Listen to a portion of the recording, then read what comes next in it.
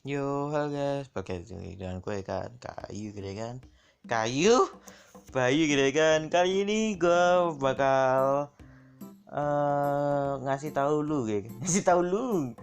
Ya ngasih tahu lu 10 manga yang bercerita tentang membangun sebuah peradaban gitu kan. Itu bikin gue entah kenapa bersemangat ketika bacanya gitu kan, daripada yang lain gitu kan. Yang lain kayak isekai berpetualang, ngalahin Raja Iblis, udah selesai gitu doang. Nggak mainstream sekali dan banyak pula anjir. Nah, yang bangun-bangun peradaban gini gue suka ini, tapi dikit banget anjir. Gue nemunya cuma 10 gitu kan. Oke, kita masuk saja ke yang pertama. Yang pertama adalah Chouheika no Isekai Seryaku. Jadi manga ini bercerita tentang mbak-mbak yang mati karena kebanyakan main game RPG Civilization. Jangan pernah bermain lebih 24 jam non-stop. Gimana sih? Dia ini mainnya 24 jam non-stop anjir. Buset.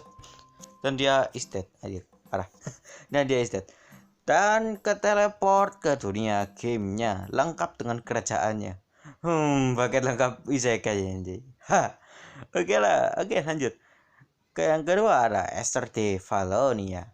Manga ini bercerita tentang om-om yang is dead gara-gara lupa logout dari game RPG Civilization dan jiwanya malah gedar ke dunia tersebut dan dia malah jadi seorang ajaib iblis padahal dirinya adalah manusia. Amazing. Ya karena di game dia bangun kerajaan iblis gitu, bukan manusia, dan udah level max sendiri lagi gunungnya. Buset. Kayak Overlord ya ini ya. Overlord. Cuma bedanya ini itu apa? Bukan Skellington gede dan punya sihir gitu, bukan. Oke, kita lanjut yang ketiga. Banyak banget ini. Beneran dah gue juga nulisnya. I was dismissed. Bentar. Anjay. I was dismissed from the hero party because they don't need my trading skill, so I strengthened my thief, which I got as a replacement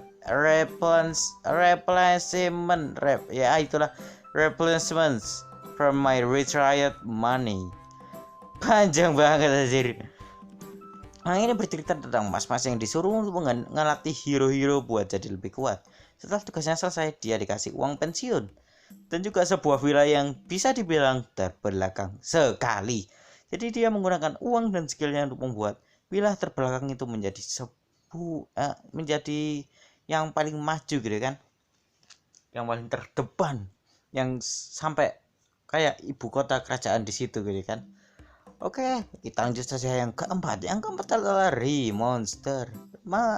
Remonster adalah sebuah manga yang bercerita tentang mas-mas juga yang dibunuh sama pacar atau enggak temannya gitu kan. Pokoknya perempuan gitu. Ya lupa ya kan. Ya lupa gue ya kan. Tapi dia malah ke isekai dan menjadi goblin, yaitu monster terlama kedua setelah slime, setelah Rimuru gitu kan. Ya enggak. Rimuru itu slime yang cerdas. Ya cerdas. Kemudian dia yang menantang takdir untuk menjadi monster buruan. Dia melatih semua goblin yang ada dan membuat sebuah klan goblin terkuat di hutan. Anjay. Membuat klan goblin terkuat ya. Kayaknya beberapa kali enggak.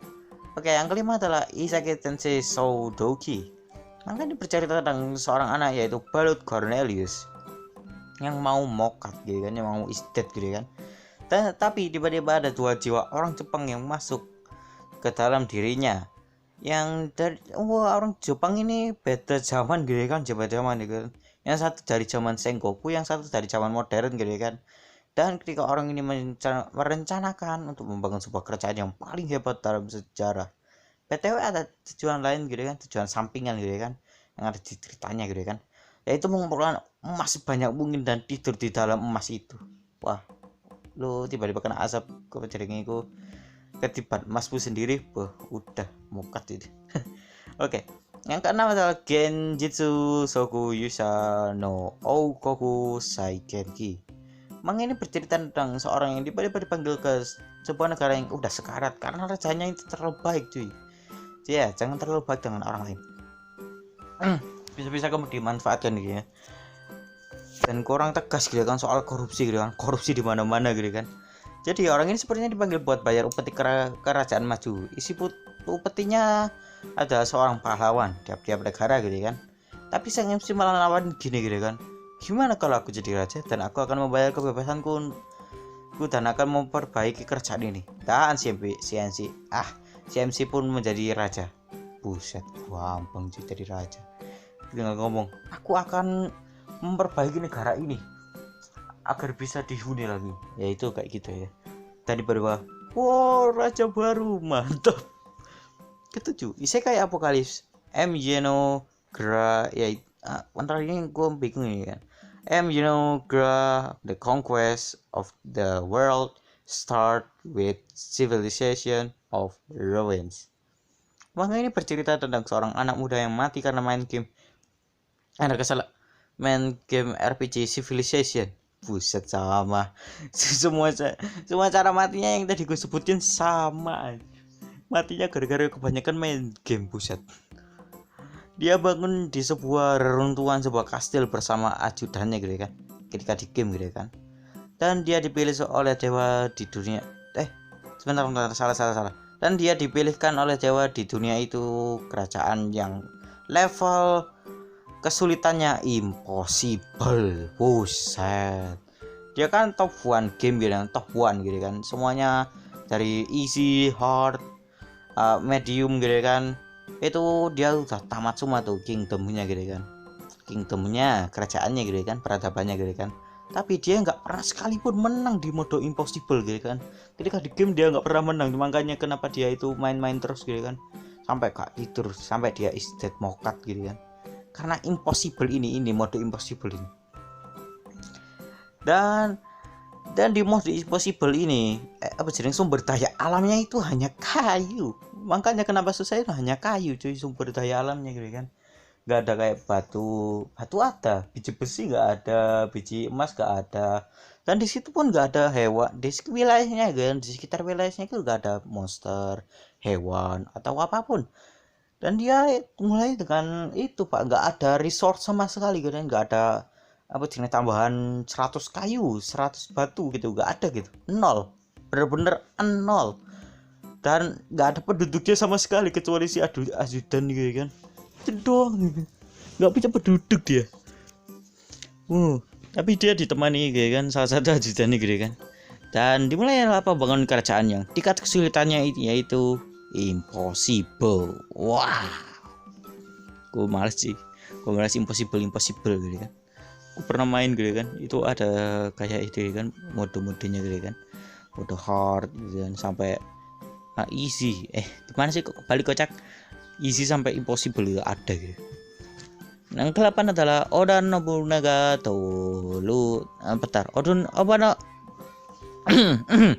Oda Nobunaga Tolu Nazo no bentar kenapa kok mati sendiri HP gua. Nazo no Sokokyo Gamaho Kenshi Yori Chit. Manga ini bercerita tentang seorang pemuda yang akan diberi job gitu kan, sebuah pekerjaan gitu kan. Tapi bukannya dapat sebuah job, dia malah mendapatkan seorang om zaman Sengoku, yaitu Oda Nobunaga, seorang penakluk Jepang gitu kan. Dan dengan bantuan Om Oda, dia melakukan berbagai penaklukan wilayah dan menjadi raja yang paling berkuasa di benuanya. Tapi kisahnya itu masih berlanjut hingga sekarang. Itu masih ongoing, bukan di end gitu kan. Belum di end, masih ada. 9. Realisme Nireku Seiki Naki Isekai Kaikaku. Bercerita tentang orang yang tiba-tiba dipanggil oleh Dewi di dunia itu dan disuruh jadi Raja Iblis. Anjir, Dewi nyuruh orang jadi Raja Iblis. Buset. Dia dikasih sebuah kastil, walaupun ya itu sebuah goa. Ya lumayan gitu kan, ada wilayahnya gitu kan. Tapi satu chapter kemudian disulap menjadi sebuah kastil yang cukup besar. Anjay. Bener-bener dah. Nah, yang paling spesial karena buat nambah-nambahin, buat menu-menuhin, yaitu Tenshinitara Slime Dataken atau Densura. Gue nyebutnya biasanya itu buat lucu-lucuan ya, tempura, beneran dah tempura gue nyebutnya. Yap, gak pas kalau gak pas 10 kalau kadri gue tambah ini gini kan. Dan rasanya kurang pas aja kalau gak gue masukin gitu kan. Maka anime ini bercerita tentang om jomblo yang is dead ditusuk copet. Dan bermigrasi menjadi sebuah slime yang bernama River Tempest. Dan sebenarnya perjalanan slime ini untuk membuat sebuah negara monster tergede ya. Ya walaupun itu negara monsternya itu selalu ada aja masalahnya gitu kan. Mau River mau hidup damai, monoai diserang kerajaan manusia. Si Clayman yang entah kenapa tiba-tiba ngikut aja gitu kan, melok gitu kan. Ya kalau cuma gitu ini jangan lupa like, comment, dan subscribe dan mendengarkan podcastnya. Kalian semua gratis dan serius time. Bye.